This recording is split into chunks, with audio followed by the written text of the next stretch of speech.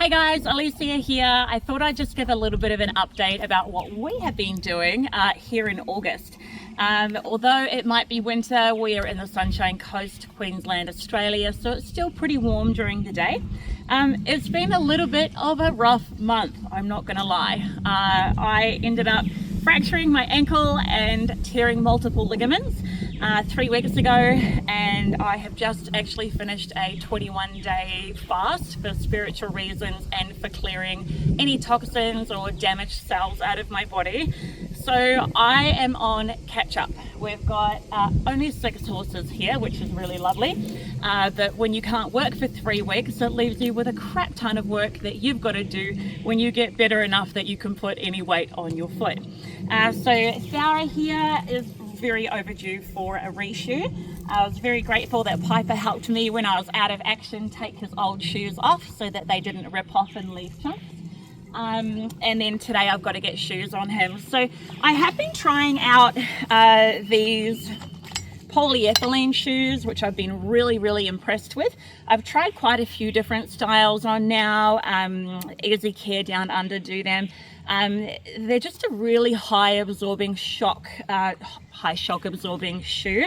I have been really surprised at how well they've been going with the horses, but you wouldn't believe I forgot to buy the right size for this beautiful boy back here. So I'm going back to what I was using, which is a traditional shoe, and then we have a 3D mesh insert.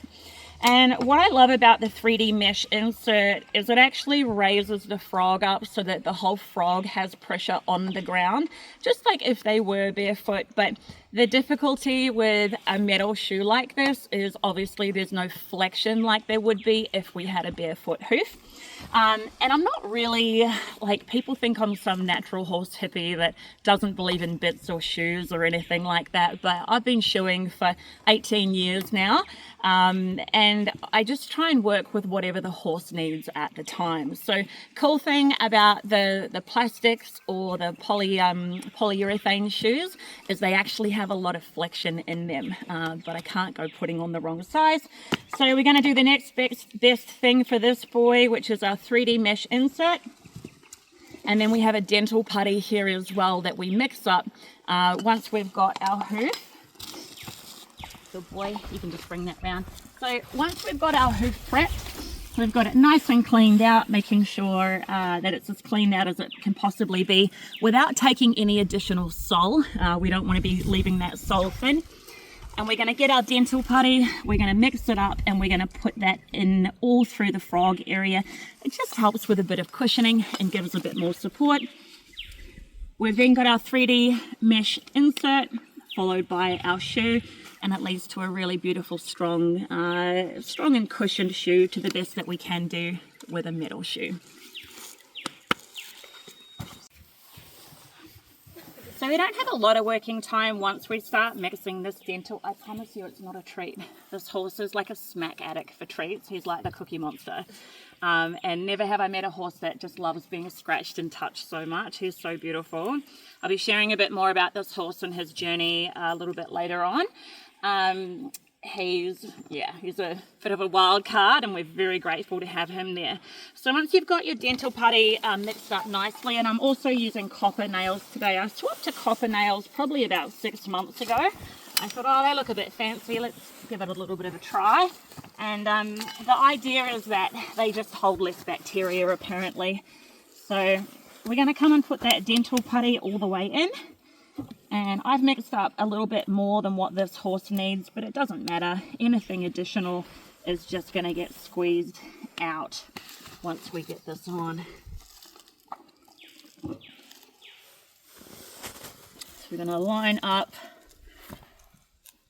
our 3D pad, line up our shoe, and we're going to get our first holding nail in.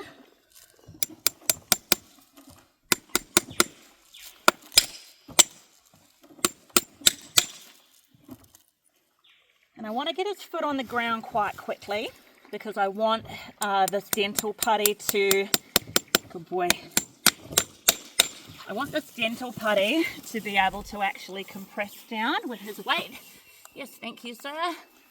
Good boy. And then I'm going to pick it up before it starts to set, and I'm going to take the excess off. Not ideal not having concrete to shoe on, but we don't have the super fancy amenities here. I normally just use these rubber mats,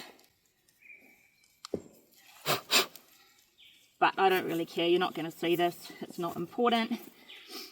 Taking off the excess, and then we're going to get him to stand on that one more time. Good boy.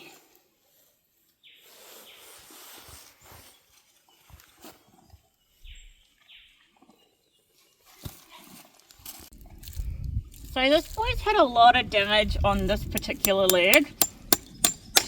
And it's really important that I keep him on a shoeing cycle of every 4 to 5 weeks. Just to make sure that his ankles don't get too long. We're not putting any additional pressure on other ligaments or tendons or bone structures. Good boy.